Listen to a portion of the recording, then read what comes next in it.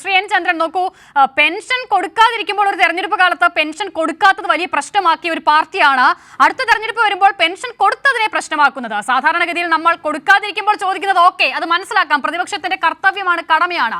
ഇവിടെ ഇപ്പോൾ നോക്കൂ, കൊടുത്തതിനെയാണ് ഈ നിലയിൽ കൈക്കൂലി എന്ന് ആക്ഷേപിക്കുന്നത്. ഈ രണ്ട് നിലപാട് കൂടി യോജിച്ചു പോകുന്നതാണോ?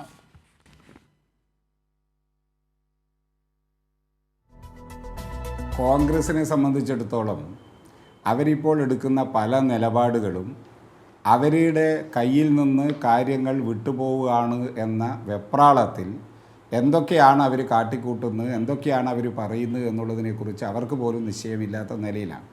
ഞാൻ അതിനിടയിൽ ഒരു കാര്യം, അതിന് പറയുന്നതിന് മുമ്പ് ഒരു കാര്യം ഞാൻ പറയാം. ഉമ്മൻചാണ്ടി കുടിശ്ശികയായി വെച്ച സമയത്ത് നമ്മളൊന്നും ചെയ്തില്ല, അവരിപ്പോൾ അടിയന്തര പ്രമേയം കൊണ്ടുവന്നു, അപ്പോൾ അവരാണ് ജനകീയ പ്രശ്നങ്ങൾ ഏറ്റെടുക്കുന്നത് എന്ന നിലയിൽ പറഞ്ഞു. ഞാൻ മനസ്സിലാക്കിയെടുത്തോളം ആ സമയത്ത് നിരവധി ചോദ്യോത്തരങ്ങൾ ഉമ്മൻചാണ്ടി ഗവൺമെൻറ്റിൻ്റെ മുമ്പാകെ കൊണ്ടുവന്ന് പെൻഷൻ കുടിശ്ശികയായതിൻ്റെ കൃത്യമായ കണക്ക് കേരളീയ സമൂഹത്തിൻ്റെ മുമ്പാകെ ആ ഗവൺമെൻറ്റിനെ കൊണ്ട് അന്നത്തെ ഇടതുപക്ഷ MLA മാർ വെപ്പിച്ചിട്ടുണ്ട്. ഞാൻ ഒരു മിനിറ്റ്, നിങ്ങൾ പറയുമ്പോൾ ഞാൻ ഇടപെട്ടില്ലല്ലോ, ഞാൻ പറയുന്നത് കേൾക്കും. മാത്രമല്ല, കേരളത്തിലുടനീളം കർഷക തൊഴിലാളി യൂണിയനും മറ്റ് പെൻഷനുമായി ബന്ധപ്പെട്ട പാവപ്പെട്ടവരുടെ സംഘടനയും ശക്തമായ നിലയിൽ എത്ര പ്രക്ഷോഭങ്ങൾ ആ ഘട്ടത്തിൽ ഉയർത്തിക്കൊണ്ട് വന്നിട്ടുണ്ട്. അന്ന് എന്തുകൊണ്ടാണ് കുടിശ്ശികയായത്? അന്ന് കുടിശ്ശികയായത് ഈ പെൻഷനെ തകർക്കുക എന്ന നിലപാടിൻ്റെ ഭാഗമാണ്. അതിൻ്റെ ചരിത്രം പരിശോധിച്ചാൽ കാണാൻ സാധിക്കും. യഥാർത്ഥത്തിൽ കോൺഗ്രസ് ഇപ്പോൾ എടുക്കുന്ന നിലപാട്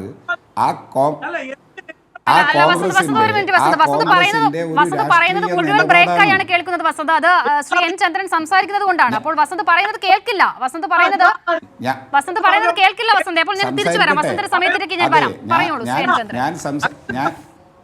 ഞാൻ സംസാരിക്കട്ടെ. വസന്ത് പറയുമ്പോൾ ഞാൻ ഇടപെട്ടിട്ടില്ലല്ലോ, ഞാൻ സംസാരിക്കട്ടെ.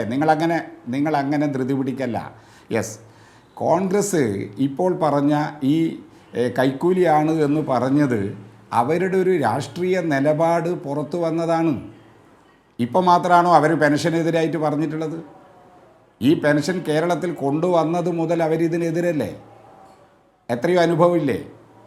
80-ൽ നായനാർ ഗവൺമെൻറ് കർഷക തൊഴിലാളികൾ അടക്കമുള്ളവർക്ക് പെൻഷൻ പ്രഖ്യാപിച്ചപ്പോൾ പെൻഷൻ പ്രത്യുൽപാദനപരമല്ല, ദുർവ്യയമാണ്, പ്രായമായവർക്ക് കള്ളു കുടിക്കാൻ സർക്കാർ ഖജനാവിൽ നിന്ന് കാശ് കൊടുക്കുന്നതാണ് എന്ന് പറഞ്ഞതാരാ? ലൈഫ് പദ്ധതിയെ ഞങ്ങൾ അധികാരത്തിൽ വന്നാൽ നിർത്തലാക്കും, അതുപോലെ കുടുംബശ്രീയെ ഞങ്ങൾ അധികാരത്തിൽ വന്നാൽ ഉടച്ചു വാർക്കും. ഇങ്ങനെ ഓരോന്ന് പാവപ്പെട്ട ജനങ്ങളുടെ ജീവിതവുമായി ബന്ധപ്പെട്ട അവരുടെക്ക് വേണ്ടിയുള്ള സംരക്ഷണങ്ങളെ എല്ലാം ഇല്ലാതാക്കുമെന്ന് പ്രഖ്യാപിക്കുന്നവരല്ലേ അവർ. അതിൻ്റെ തുടർച്ചയാണിത്. അത് കോൺഗ്രസിൻ്റെ നയമാണെന്ന് കാണണം. ഏതെങ്കിലും ഒരാളുടെ നാവിൽ നിന്ന് വന്നൊരു പദപ്രയോഗം അബദ്ധത്തിൽ പറ്റിയതല്ല, അയാളുടെ മനസ്സിൽ ആ പാർട്ടിയുടെ രാഷ്ട്രീയ നിലപാടാണ് പുറത്തു വന്നത് എന്നതാണ് കേരളം ചർച്ച ചെയ്യേണ്ടത്. ഏതെങ്കിലും ഒരു വ്യക്തി ഒരു ഘട്ടത്തിൽ നടത്തിയ പരാമർശം മാത്രമല്ല, ആ വ്യക്തിക്ക് പറ്റിയ ഒരു കാര്യം, വ്യക്തിക്ക് പറ്റിയ നാക്കുപിഴയോ അബദ്ധത്തിൽ പറ്റിയതാണ് എങ്കിൽ പ്രതിപക്ഷ നേതാവ് അതിനെ പിന്തുണയ്ക്കുകയല്ലേ ചെയ്തത്.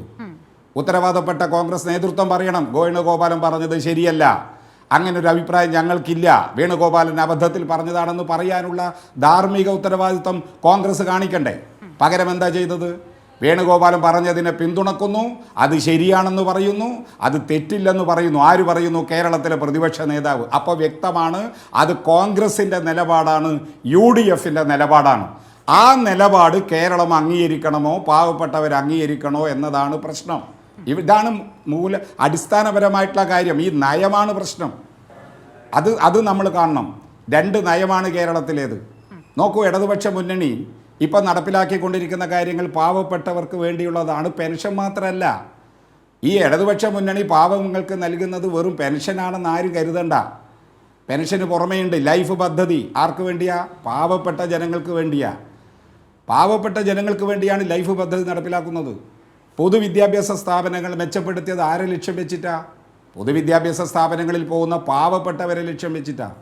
സർക്കാർ ആശുപത്രികളാണ് മെച്ചപ്പെടുത്തിയത്. സർക്കാർ ആശുപത്രികളിൽ പാവപ്പെട്ടവരാണ് പോകുന്നത് എന്നുള്ളത് കൊണ്ടാണ്. അപ്പോൾ ഇടതുപക്ഷത്തിൻ്റെ ഒരു കാഴ്ചപ്പാടാണ് എന്താണ്? സമൂഹത്തിലെ പിന്നണിയിൽ നിൽക്കുന്ന, സാമ്പത്തികമായും സാമൂഹ്യമായും പിന്നണിയിൽ നിൽക്കുന്നവരോടൊപ്പം നിൽക്കുക, അവരെ ചേർത്ത് പിടിക്കുക, അവർക്ക് സഹായിക്കുക, അവരെ സംരക്ഷിക്കുക എന്നുള്ളത് ഇടതുപക്ഷ മുന്നണിയുടെ കാഴ്ചപ്പാടാണ്. എന്നാൽ വലതുപക്ഷ മുന്നണി UDF അതിന് നേതൃത്വം കൊടുക്കുന്ന കോൺഗ്രസ് അതല്ല, അതിന് വിരുദ്ധമായ കാഴ്ചപ്പാടാണ് അവരുള്ളത്.